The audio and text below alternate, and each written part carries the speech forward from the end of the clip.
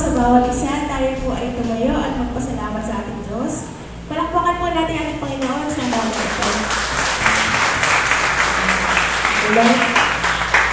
Good morning, everybody! Good morning! Good morning!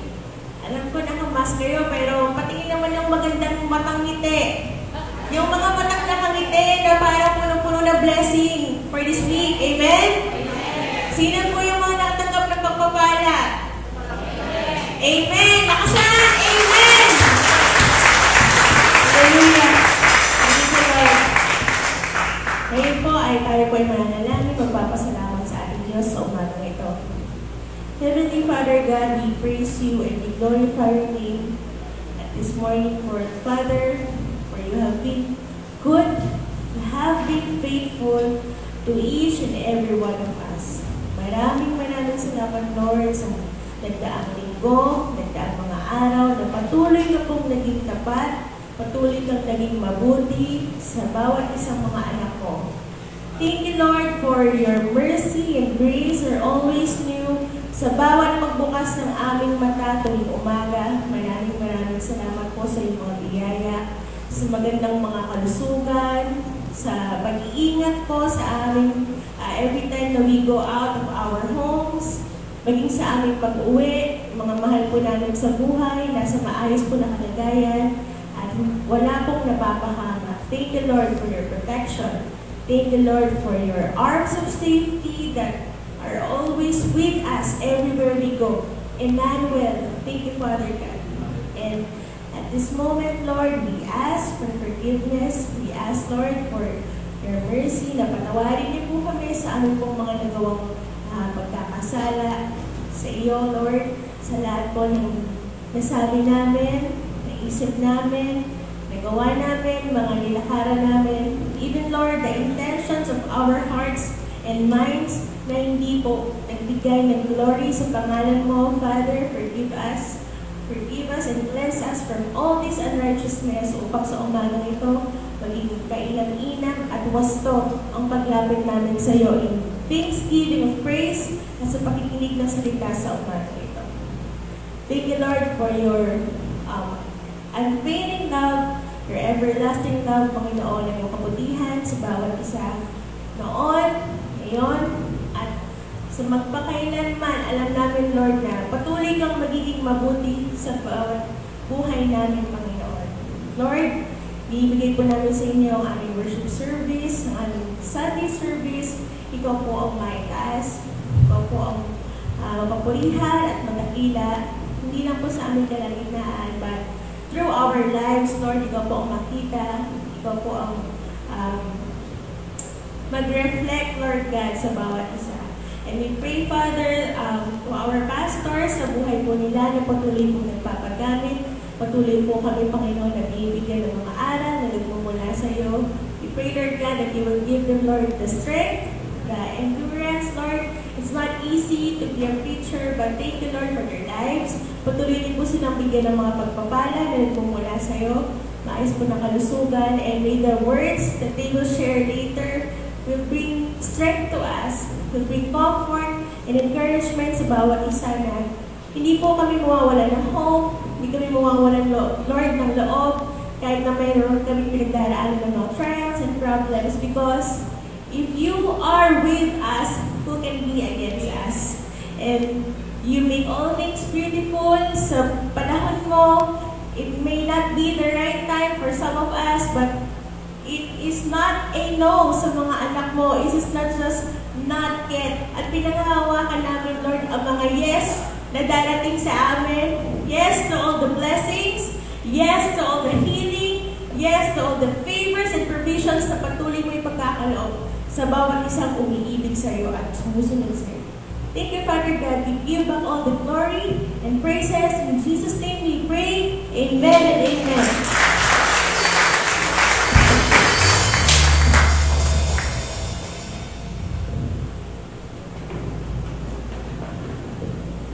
Magandang umaga po sa ating Panginoon at sa inyong lahat. Lahat naman tayo ay na-bless. Amen. Mabuti ang ating Panginoon, hindi tayo pinababayaan. Tunay nga po na siya ay tapat sa kanyang mga pangako na hindi niya tayo iiwan o pababayaan. Amen? Amen. Palakpakan muna natin. Ang alam ko ba kayo sumaya?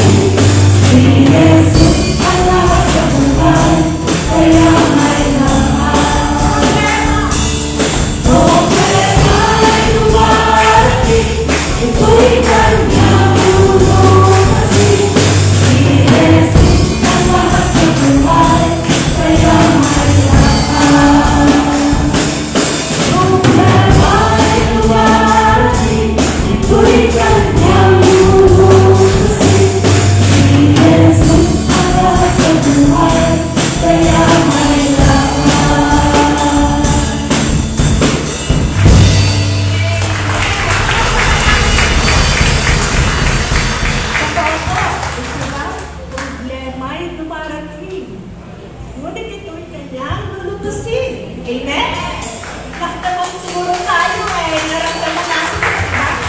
Lalo na kung nagdaan mga pandemic months. Diba? Kaya pasalamat tayo sa Panginoon dahil tayo ay kanyang hiniran upang maging kanyang mga anak at magaman natin ang kanyang pagmamahal. Amen? Amen. Kayo po, patuloy po tayong sumamba sa ating Panginoon. Pasalamatan natin siya dahil siya ay tapat sa ating, sa kanyang pagmamahal, sa kanyang mga pangako sa atin. Amen.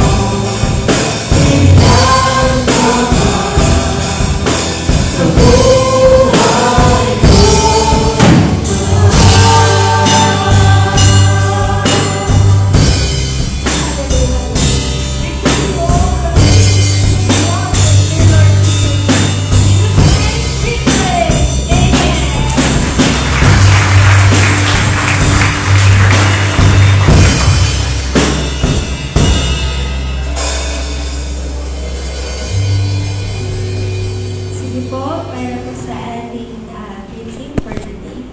May please request to put your phones into silent mode para po wala pong distraction tayong mamaya.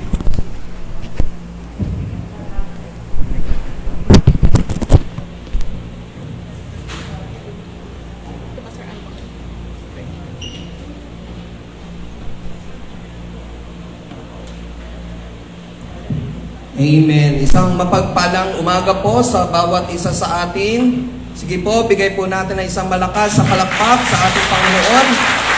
Hallelujah. Ganyan din po. Pagbati po sa ating mga kapatiran na nakatunghay po ngayon sa ating Facebook page. So, purihin ng Panginoon sa buhay niyo po. San man dako po kayo naroroon ngayon, ay abutin po kayo ng pagpapala ng ating Panginoon. Tunay nga po na napakabuti ng ating Panginoon. At sa buong linggong nagdaan, tayo ay kanyang iningatan, patuloy na pinagkaloob sa atin ang lahat ng ating mga pangangailangan. Minsan, hindi na ho natin napapasalamatan ng Panginoon. Minsan ho, sa sobrang kaantukan o kapaguran sa trabaho, nalapat lang ang likod sa sopa o kaya sa kama, tulog na. Or maaaring sa sobrang kagutuman, nandiyan yung biyaya sa harapan natin, kuha ka agad. Nasasambit na lang natin yung pasasalamat sa ating Panginoon pagka yung natapos na. Yung tipong sa sobrang sarap, ay thank you Lord. Pero sa kabila ng ating mga pagkukulang, tunay nga napakabuti ng ating Panginoon. Amen po ba? Na patuloy pa rin, dakila at tapat, na pinagkakaloob niya sa atin yung mga bagay na hindi na natin nasasambit sa ating mga panalangin. Araw-araw sa ating paggising, ang ganda nga po nung inawit natin, sa paggising sa umaga, si Jesus na kagad ang ating nakikita at pinasasalamatan. Kasi nga, di ba, every day sa ating paggising, may blessing, biyaya ng buhay, naroroon naman. Maaring ilan sa atin dito, talagang hindi pumapasok sa isipan natin yun, Lagi nga pinapaalala sa atin ni Pastor Archie na pagkagising natin, isipin na lang natin na baka ito na yung last day natin. At kamakailan lamang po, at siguro po, alam na rin po ng nakararami sa inyo, yung ating kapatid na si Brother Alberto o si Tatay Berting Galsin ay nasa piling na po ng ating Panginoon. Purihin ang Panginoon sa buhay niya. At in behalf of Peace of Harvest Christian Ministry, sa pangunguna po ng ating Senior Pastor, Pastor Archie Resos, taos-puso po kami nakikiramay kay Sister Menchi at gayon din sa buong Galsim family. Purihin ang Panginoon. Ang labi po ni Tatay Berting po ay nakalagak po sa kanilang tahanan. Dito po sa may SSS, sa may Assure Street po, no? Sa pagitan po yun ng, hindi ko po sure yung isang street doon eh. Basta Assure po, corner lot po sila. Yan po yung malapit sa Infant Jesus at sa Caris School. So kung meron pong gustong makiramay physically at makiramay po kay Sister Menchi, doon po nakalagak ang mga labi po ni Tatay Berting. At antabay lang po tayo doon sa ating Facebook page o kaya doon sa group chat po ng ating simbahan na doon po natin ipapadala yung message kung kailan po tayo magkakaroon ng service doon. So purihin ang Panginoon. At sa ating pagbalik kay Yahweh, ngayon 2022, kung titingnan po natin, marami na naman ho tayong naging plano bago ho pumasok itong 2022. Some of us, or majority, ay nag-expect na pagpasok ng 2022 ay magiging maayos. Pero ano po yung bumungad sa atin, yung Omicron. So parang kung titingnan ho natin yung mga kagustuhan natin or yung inaasam-asam natin, hindi pa rin napangyari or hindi pa rin niloob ng Diyos na mangyari. Kahit na ito ay alam natin na ikabubuti natin or ikabubuti ng pamilya natin or sa tingin natin ikabubuti ng ating bayan o ating bansa. Pero nanaig pa rin ang kalooban ng Panginoon. Bakit po? Kasi di ba po, marami tayong natutunan noong 2020. Majority ng mga seniors natin dito, naging techie. Natuto na silang gumamit ng cellphone. Bakit? Kasi yun yung naging itinuro sa atin ng pamamaraan kung paano tayo makakapagpatuloy sa gawain ng Panginoon. Nakaka-attend ng prayer meeting through Zoom, di ba po? Through Messenger. Nakaka-attend ng Sunday service na kahit na hindi pa ho tayo pwedeng mag face to face, napapanood natin live. Nakakapag-comment pa nga din po tayo doon, di ba po? At minsan pa nga, doon sa ating Bible study, pag nag-comment yung isa nating kapatiran, minsan doon na sila nagkakamustahan. Parang dito lang sa church, no? Habang nagsasalita ang pastor, minsan may nagkakakwentuhan pa sa likod. Pero, kumbaga, maraming mga bagay na itinuro sa atin.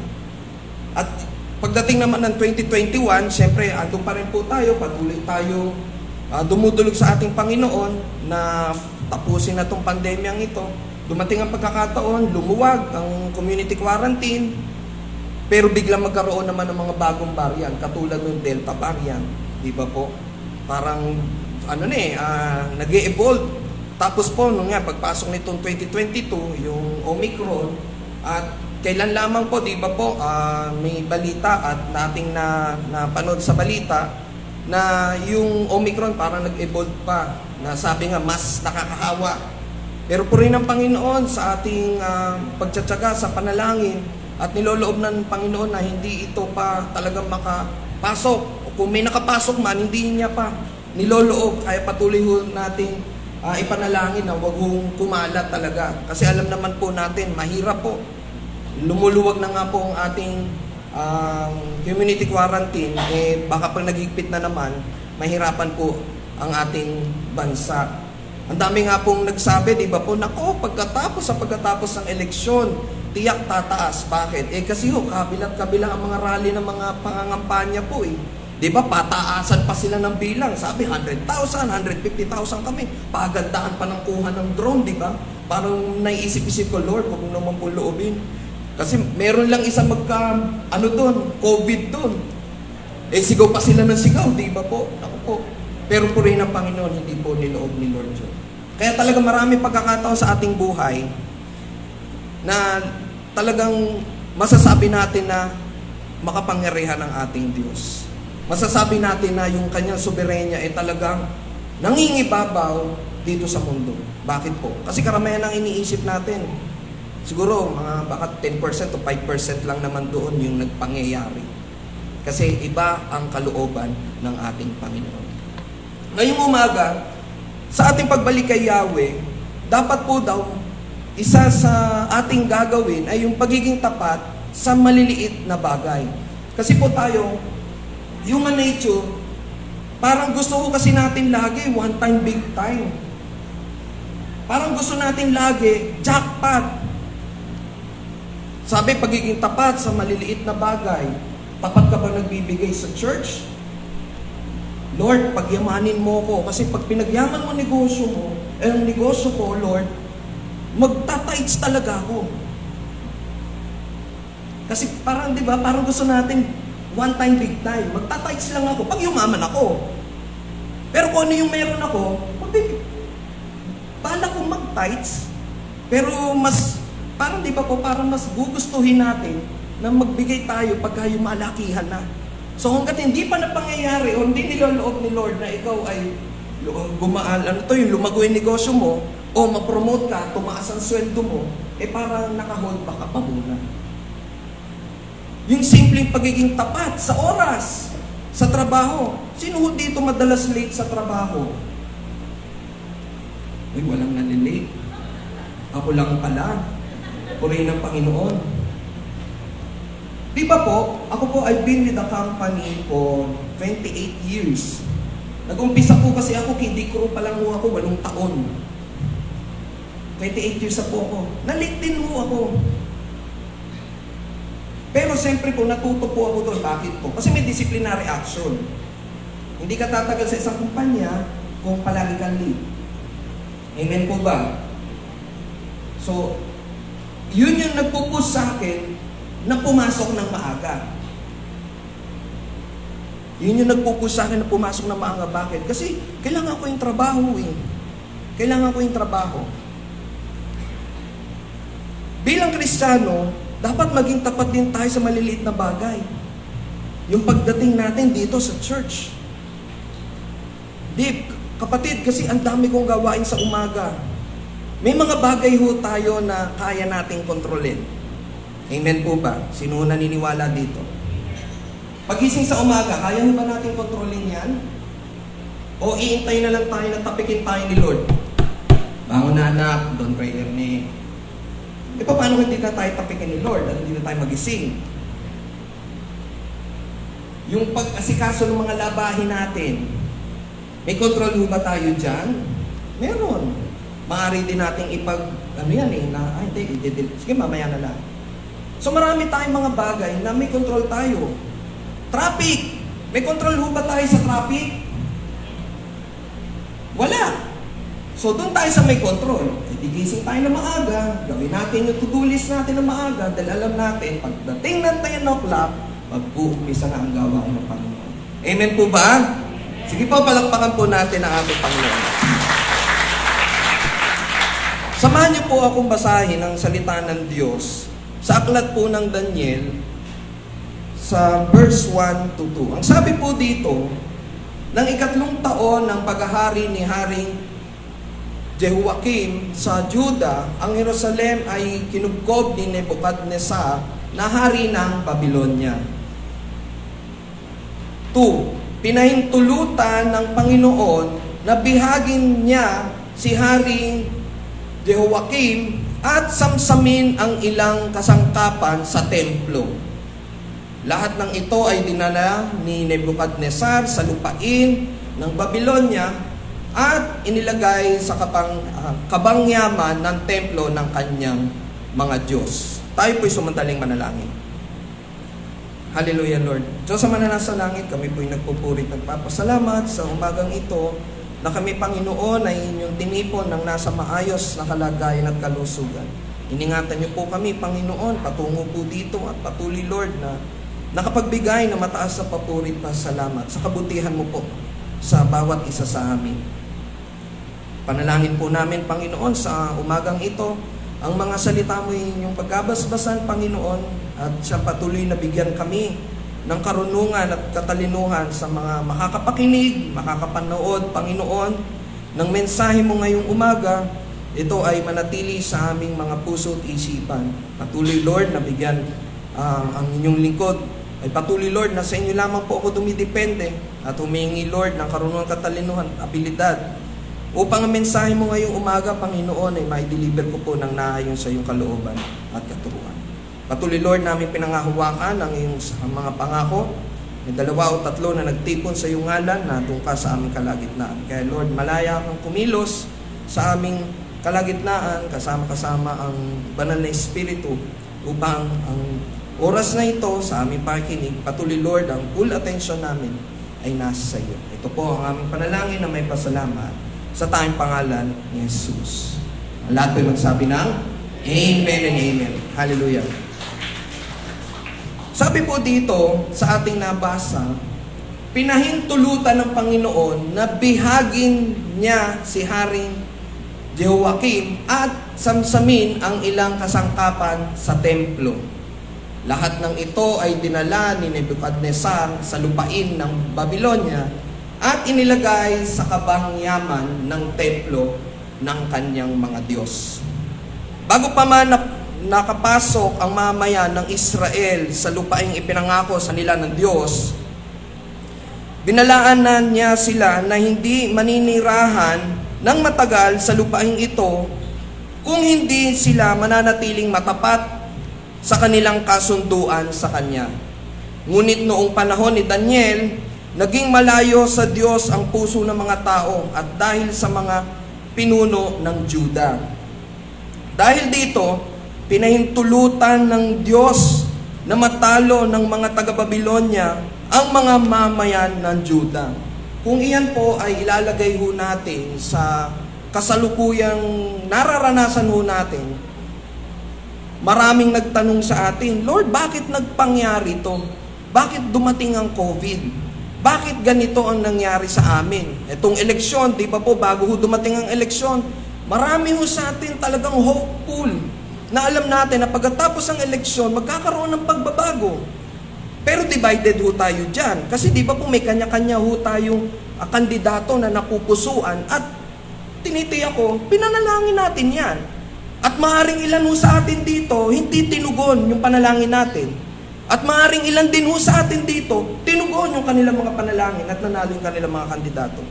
Kaya hindi ho natin masabi na talagang yung kapangyarihan ng ating Panginoon ang talagang nangingibabaw, yung kanyang kalooban. Parang ito po, si Haring Nebuchadnezzar, yan o yung feeling niya, siya na makapangyarihan sa lahat. Biro niyo, no, tinalo niya yung Haring ng Juda, nasakop niya yun eh. So parang para sa kanya, hindi niya naunawaan na yung kapangyarihan niyang na yun, kalooban lang ng Panginoon. Bakit? Kasi may magandang plano ang Diyos sa mga Israelita. Patuloy natin. Sabi po dito, nilusop ng hukbo ni Nebuchadnezzar ang Jerusalem at dinala ang mga naninirahan dito sa kanilang bayan bilang mga bihag. At sa umagang ito, sa araw na ito, ating titignan kung paano nanatiling makapangyarihan ng Diyos sa iba't ibang sitwasyon at kung paano tumugon sa mga ito si Daniel at ang kanyang mga kaibigan. Ano po yung una? Yakapin ang soberanong kalooban ng Diyos. May pandemya ho ngayon. Natatandaan nyo nung bagong dumating pandemya or nung dumating yung pandemya, di ba?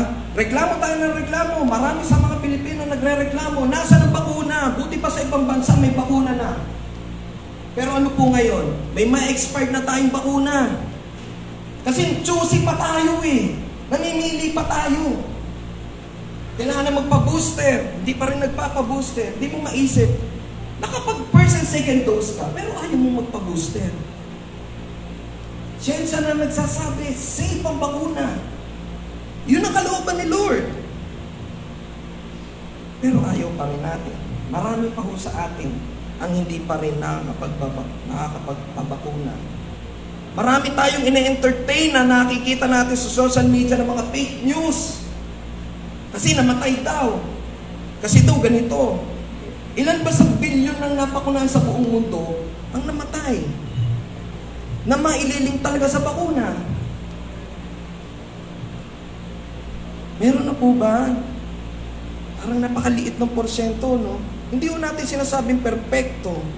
Pero iyon ang kalooban ng Diyos sa atin ngayon. Natapos ang eleksyon. Maraming natuwa.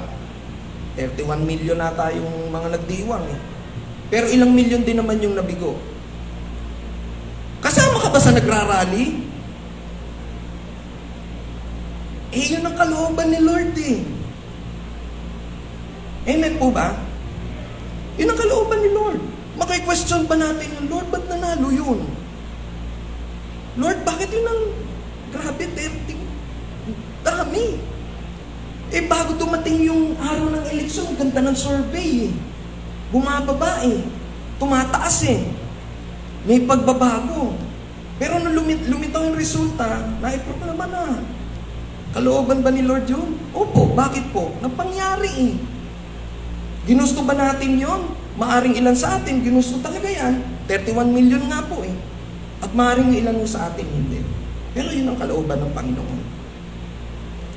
Matapos ang pagkatalo ng Juda sa Babylonia, nagbigay si Haring Nebuchadnezzar ng mga tagubilin upang matutunan ng mga batang galing sa maharlikang pamilya ang pamamaraan ng Babylonia.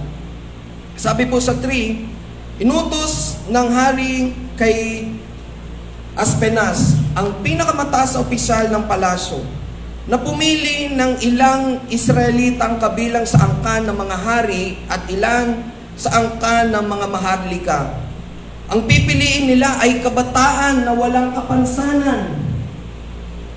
Take note, ang pipiliin po daw, walang kapansanan, makisig, matalino, madaling turuan, may malawak na pangunawa at karapat dapat maglingkod sa palasyo. Kami ata ni Pastor Archie yung tinutukoy. Ay hindi, kabataan eh. Kabataan ang sabi. Tuturuan din sila ng wika at panitikan ng mga taga-Babylonia. Ang mga batang ito ay may kasanayan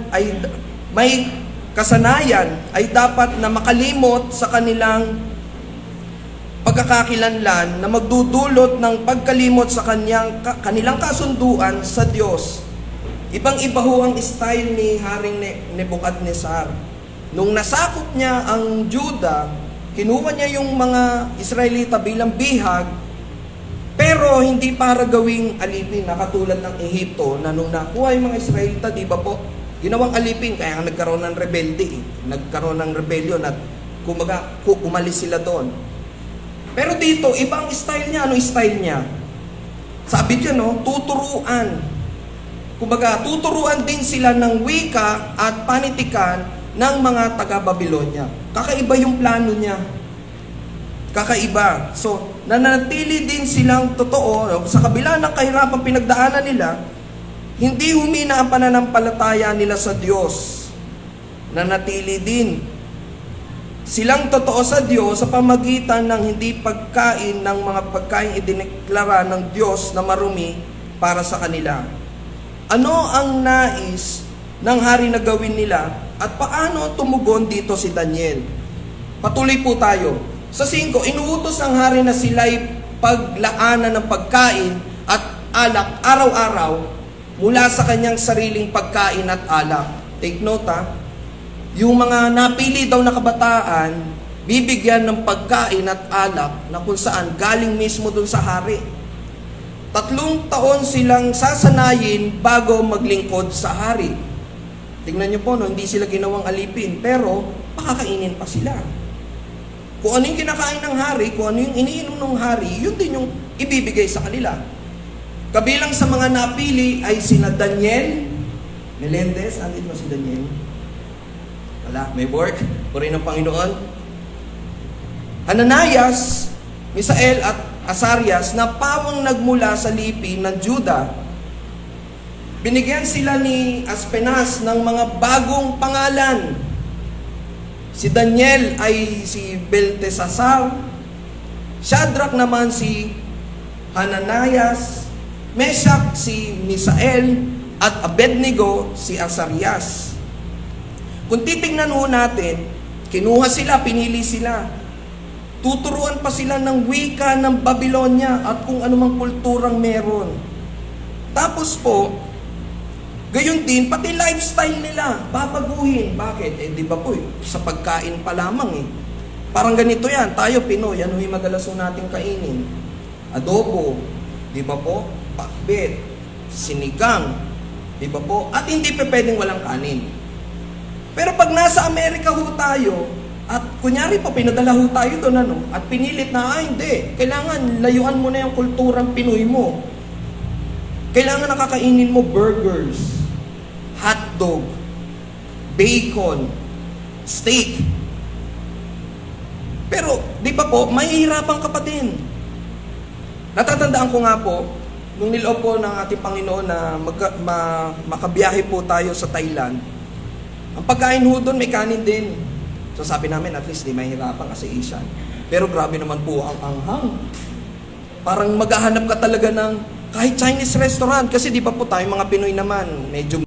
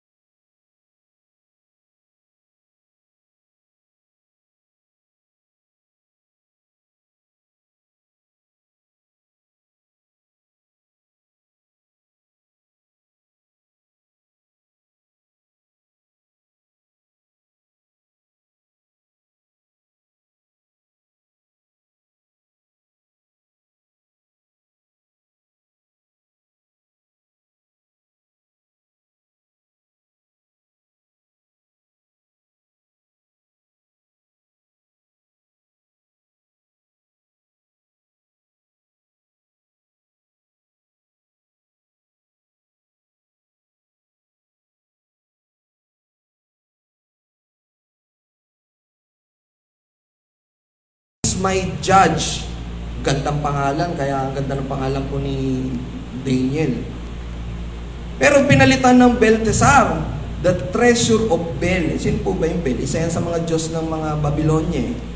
Pangalawa, si Hananias, the Lord is gracious.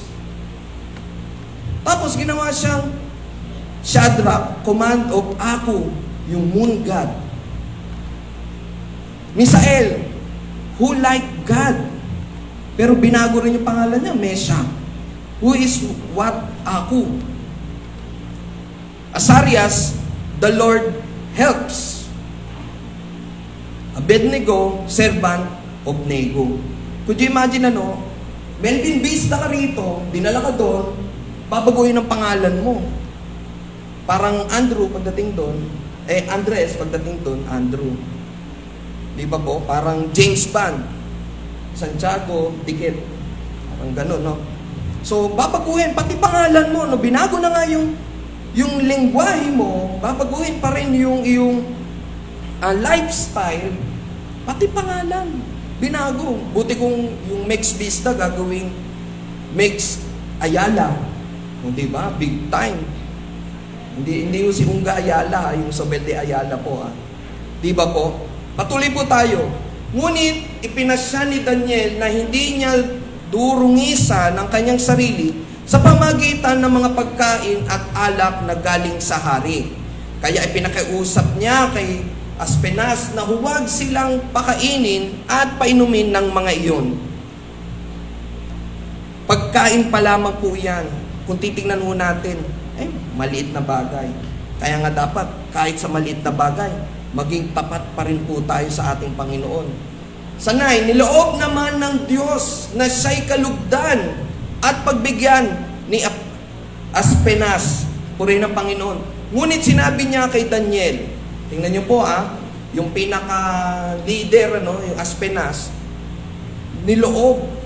kumbaga niloob ni Lord na mag-decide siya na, sige, pagbibigyan ko kayo. Kaya lang anong sabi niya kay Daniel?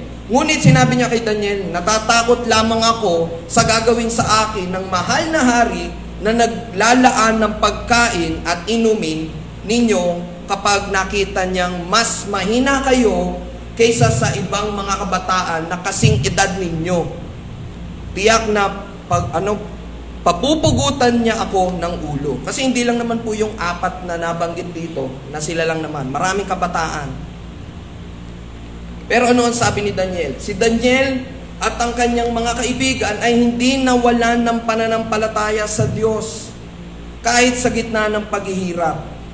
Tingnan niyo po, niloob ni Lord na pagbigyan sila nung leader, yung pinakamataas sa leader na, sige, hindi ko na kayo bibigyan ng pagkain na galing sa hari, ito na lang ang ibibigay ko sa inyo. Ano po yung pangalawa? yan o, ulitin mo natin, si Daniel at ang kanyang mga kaibigan ay hindi nawalan ng pananampalataya sa Diyos kahit sa gitna ng paghihirap. Kaya tama lamang na yakapin natin ang soberanyang kalooban ng ating Panginoon. Pangalawa, manatiling tapat sa Diyos. Manatiling tapat sa Diyos. Sabi po sa 11, dahil dito, lumapit si Daniel sa bantay na pinagkakatiwalaan ni Abesnas na mangalaga sa kanya at sa tatlo niyang kaibigan. Sabi niya, pakiusap niya, subukin ninyo kami sa loob ng 10 araw.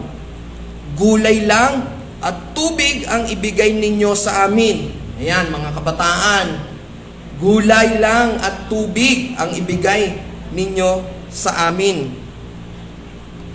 13. Pagkatapos, ihambing ninyo kami sa mga kasing edad namin na pinapakain ninyo ng pagkaing bigay ng hari at gawin ninyo sa amin ang nararapat. Kikita nyo yung faith niya doon, ano? Na gulay at tubig lamang ang kanilang kakanin dahil alam nila na pagka kinain nila yung bigay ng hari or yung pagkain pinaglalaan sa kanila ng hari, alam nila na hindi nila masusunod yung kagustuhan ng Diyos bilang Israelita. Bilang bahagi ng kanilang pagsasanay, ang mga kabataang lalaki ay may kasanayan ay dapat na kumain at uminom ng pagkain ng hari. Tumanggi si Daniel at ang kanyang mga kaibigan, labag ito sa kanilang mga paniniwala at alam nila ang mga ipinag-uutos at ipinagbabawal ng Diyos. Kahit noong nalagay sa panganib ang kanilang buhay, nanindigan sila at nagtiwala na makakalagpas din sila dito sa pamagitan ng kapangyarihan ng ating Panginoon. Patuloy po natin. Sinubok nga sila sa loob ng 10 araw. Kasi yun ang sabi niya, di ba? At pagkalipas ng 10 araw, nakitang mas malusog at mas malakas sila kaysa sa kasing edad nilang pinapakain ng pagkain galing sa hari. 16. Kaya gulay at tubig na lang ang ibinigay sa kanila sa halip na pagkain at inuming galing sa hari. Purihin ng Panginoon. May wisdom na binibigay sa atin to, no? Gulay at tubig. Bakit pa tayo nagiging diabetes? Kasi di ba, ang dami natin kinakain mga matatamis. Bakit pa tayo nagkakaroon ng hypertension? Kasi ang dami natin kinakain mga karne. Parang tinuturo sa atin dito, kumain ka ng gulay, magtubig ka lang, huwag ka nang mag-soft drinks. Bakit? Kasi mas magiging malusog at malakas ka. So, umpisa na ho natin, ano? Kasi napansin ko nga po, after nung pandemic, mga damit ho natin, nagsikipan eh. Di ba po, parang di na maisara yung butones. Sabi na lang ng butones, kapit lang. Tapos puputok na. Purihin ng Panginoon. Sabi rito, sa palagay po ninyo, paano napalakas ng pagsubok na ito ang pananampalataya nila sa Diyos? Sa tingin niyo po, paano ito nakatulong upang maging mas handa sila para sa iba pang pagsubok na darating? Ang naging tugon lang po nila, sila Daniel at ang kanyang mga kaibigan ay nagtiwala sa kapangyarihan ng Diyos. Kaya manatiling tapat tayo sa Diyos. Ano po yung pangatlo? Tumanggap ng pabor mula sa Panginoon. Hallelujah! Tumanggap ng pabor mula sa Panginoon. Sabi po sa verse 17, binigyan ng Diyos ang 4 na kabataan ng kaalaman at kakayahan sa panitikan at agham. Bukod dito, binigyan pa si Daniel ng kakayang umunawa at magpaliwanag ng lahat ng uri ng pangitain at panaginip. Binigyan ng Diyos si Daniel at ang kanyang mga kaibigan ng pabor o kabutihan. Mas maayos ang itsura nila kahit na kumain lamang sila ng mga gulay at uminom ng tubig. Nakatanggap din sila ng karunungan at kakayahan mula sa Diyos. Sabi po sa verse 20, nakita ng hari na lahat ng bagay na itanong sa kanila, take note 10 ulit na mas mahusay at mas magaling sila kaysa sa mga salamangkero at mga engkantador ng kaharian. Purihin ng Panginoon. Hindi nila kagustuhan yung nangyari sa Jerusalem. Nasakop sila ng mga Babylonia. Pero sila ay nanatiling tapat sa pananampalataya dahil alam nila ang sitwasyon ay hindi nila kontrolado. Patuloy silang nanampalataya sa ating Panginoon, manatiling tapat, at ito ang pabor at kabutihan na ibinigay sa kanila ng Diyos. Sa ating pagwawakas, sabi po dyan sa verse 21, naglingkod si Daniel doon hanggang sa unang taon ng paghahari ni Ciro. Kung titingnan ho natin sa sitwasyon ho natin ngayon, di ba po magpapalit ho tayo ng administrasyon? At base ho sa mga inilabas sa balita na napili ng ating President-elect Bongbong Marcos, may ilan ho dun sa mga cabinet member niya dati ding naging cabinet member ng ibang administrasyon. Parang ganun ho yung nangyari kay Daniel. Dahil binigyan sila ng pabor at kabutihan ng Diyos, tignan niyo po 10 ulit na mas mahusay at magaling sila kaysa sa mga salamangkero at mga engkantador ng kaharian. Kaya nung natapos na rin ang paghahari ni Nebuchadnezzar, hanggang sa unang taon ni Ciro, siya ay nanatiling. Kumbaga, dahil sa kanyang katalinuhan, kagalingan na nagmumula sa Diyos, na-appreciate din niya nung pumalit na hari. So sa atin, sa ating kasalukuyan, maaaring mangyari din ho sa atin yan. Hindi lang ho sa ating gobyerno. Nakita na nga ho natin, may mga in-announce ng cabinet secretary na dati rin naman palang naging cabinet secretary ng ibang administrasyon. Sa ating sa trabaho, maaaring ganyan din. Na minsan yung fear natin, ako, baka pag nawala na yung boss ko, kasi siya lang na may nagtitiwala sa akin, magre-resign na lang din ako. Naku, hindi nanalo yung manok ko. Ay, wala na palang isabong. Yung manok kong presidente o presidentiable, mag-abroad na lang ako. Kalooban ng Panginoon ko ano man yung nangyayari sa atin ngayon. Hindi natin alam ang plano ni Lord. Maaaring ang bawat isa sa atin dito ay gagamitin ng Lord sa maliit na bagay muna. Sa mga magulang dito, sa mga bago mag-asawa pa lamang, baka hindi mo alam yung pinagbubuntis mo, yan na palang gagamitin ni Lord na balang araw maging presidente. Sa mga kabataan dito, sa pag-aaral mo ngayon, huwag kang tumigil. Tuloy mo yung pag-aaral mo. Baka ikaw ang gagamitin ni Lord sa pagtakdang panahon, ikaw ang gagamitin niyang secretary ng finance. Baka ikaw ang gagamitin niyang press secretary. Hindi natin alam. Kaya patuloy lamang tayong manampalataya. Kumapit lamang tayo. Umpisa natin sa maliit na bagay. Maging tapat tayo sa ating Panginoon dahil yan ang kalooban ng ating Diyos. Muli, pagiging tapat sa maliliit na bagay, tinuro sa atin na yakapin ang soberanyang kalooban ng Diyos.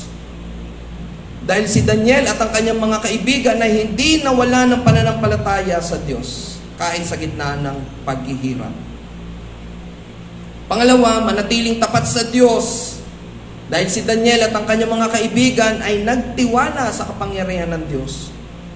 Hindi nila kinwestiyon, bakit nga ba kami nasakop? Pangatlo, tumanggap ng pabor mula sa Panginoon. Ang kabutihan at karunungan ng Diyos ay natanggap ni Daniel at ng kanyang mga kaibigan. Tayo po'y tumayo, manalangin. Hallelujah, Lord. Purihin ka, Panginoon. Diyos, Ama na nasa langit, maraming salamat po, Panginoon, sa umagang ito, sa Book of Daniel, Panginoon, sa chapter 1, na ang mensahe mo sa bawat isa sa amin, Panginoon, ay manatiling tapat kahit wala sa aming pamamahala ang mga sitwasyon. Magtiwala lamang po kami dahil kayo po ang makapangyarihan sa lahat.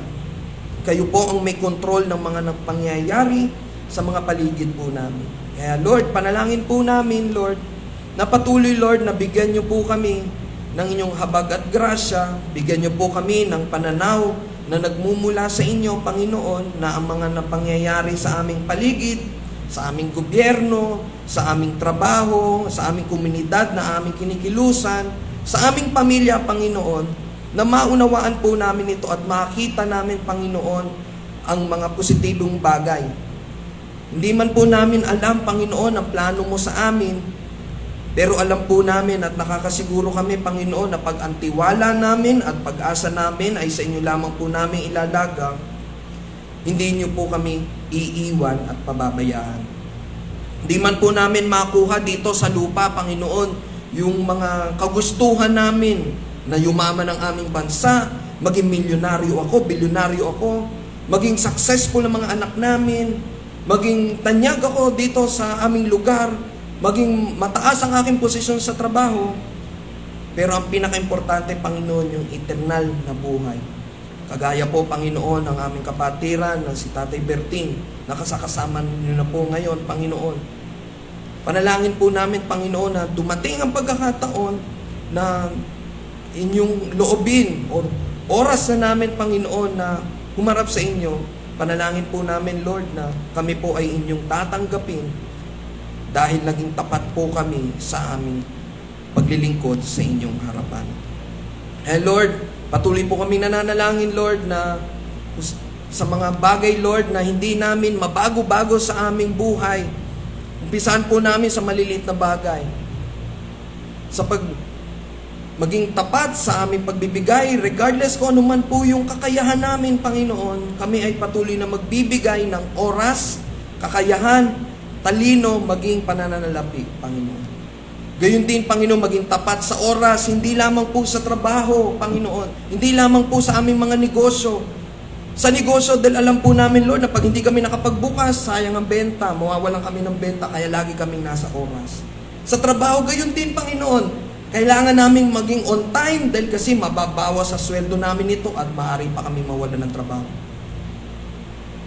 Lord, dalangin namin sa gabay at habag mo, Panginoon, sa gabay na banal na Espiritu, maging tapat din kami sa oras na iyong mga gawain.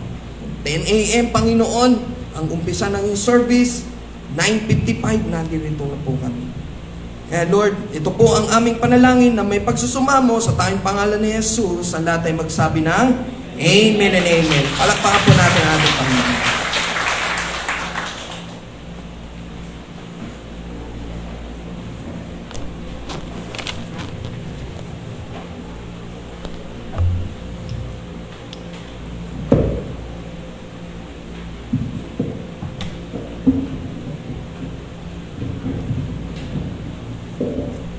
Para po sa ating tithes and offering, ihanda po natin ang ating mga kaloob. Samahan niyo po ako sa panalangin.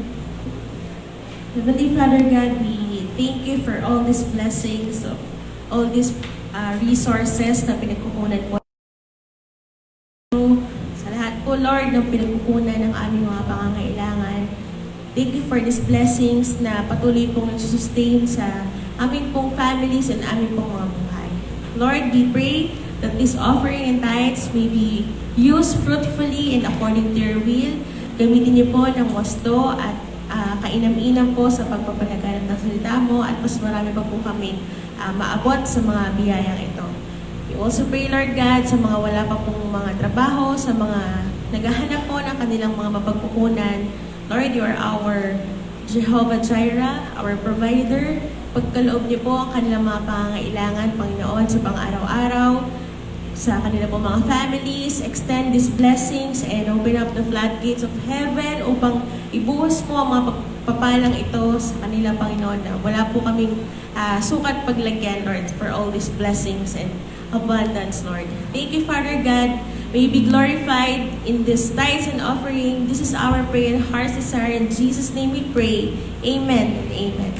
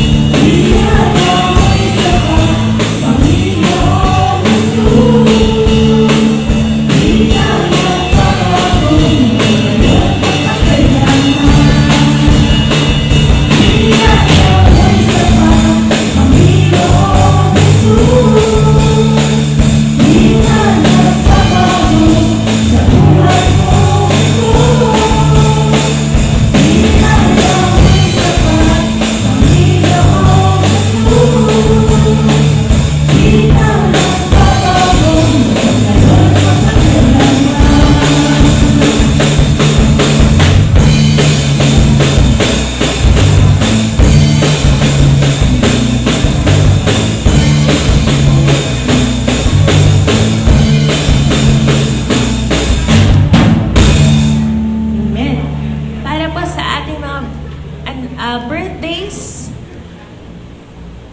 May, June 30 po si Sister Linda Pineda. Happy birthday po sa inyo. And sa June 4 naman po si Brother Tatay Rufo Bacani. Happy birthday po. Nandito po ba ang mga tinawag natin? Sister Linda? I think wala po siya. May next time. Wala na. Sige po. Sa ating pong happy birthday po sa inyong lahat. May the blessings of the Lord be upon you always. At isang maayos pong kalusugan sa inyo pong mga nagdiriwang ng kaarawan. Para po sa ating mga next na announcements. Every Wednesday po ang ating Bible study at will be via Facebook page po yan at 7 o'clock in the evening. Our prayer meetings every 2 sessions yan, the morning and evening, 5 a.m. po sa umaga at 8 o'clock po ng gabi via Facebook Messenger group, or if you want to be part of that, prayer circle, message lang po kayo sa ating official Facebook page.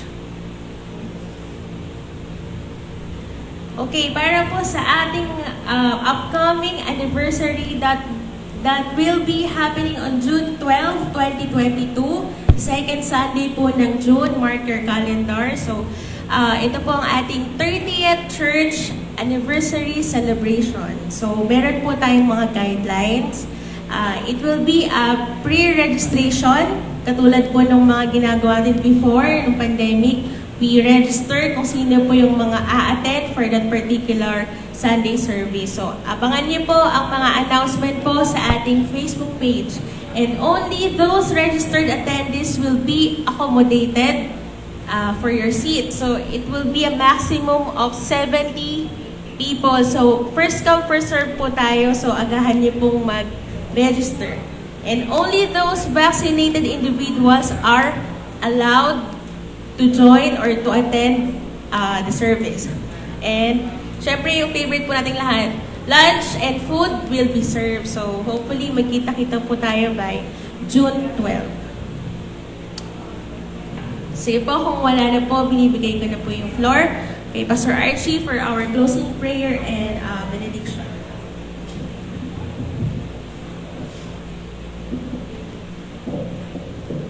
May elders meeting po tayo sa darating po na Sabado, kaya meron po tayong lunch meeting po. Lahat po ng mga ministry heads, mga elders po at lahat po ng mga may role po doon po sa atin pong gagawing 30th anniversary po.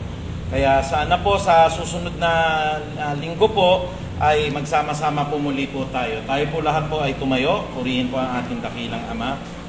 Praise God, hallelujah, hallelujah. Ama namin na makapangyarihan sa lahat, nagsusumamo po muli kami, Panginoon, at patuloy niyo po kami na turuan, pakanin po ng maraming mga salita na makapagpapalakas po ng aming pananalig at pananampalataya.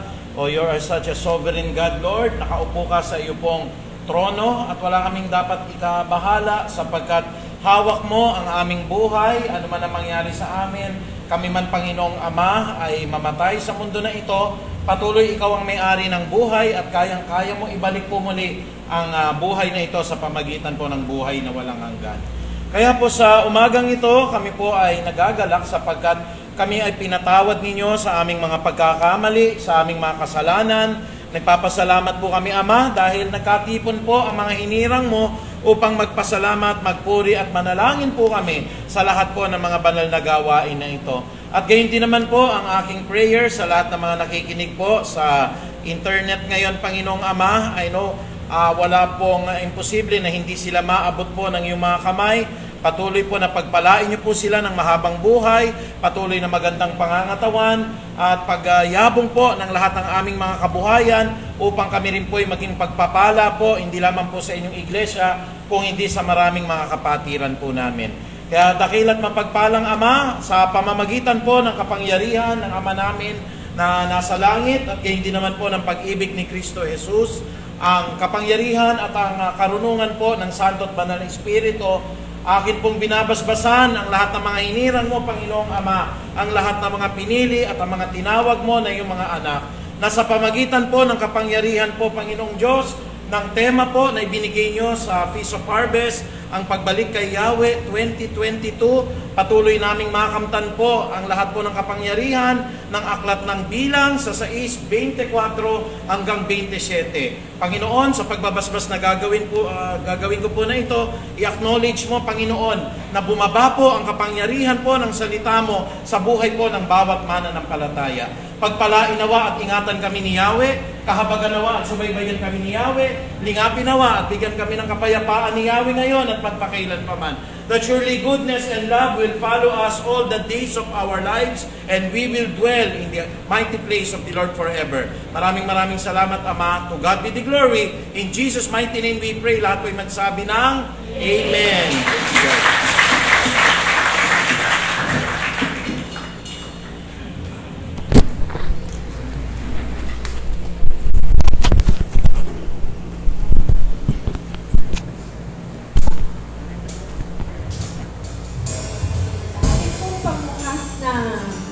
Aawitin dahil malapit na po ang 30th anniversary natin. Tayo po ay magpasalamat sa Panginoon sapagkat ulat sa pool, sa hirap at ginhawa, sinamahan tayo ng Panginoon. Dahil sa kanyang dakilang pagmamahal, tayo ay nandito pa rin. Nakatayo, sumasamba, at patuloy na may kalakasan sa kanya. Kaya awitin po natin ito. Awitin ito na may pasasalamat sa ating mga Amen.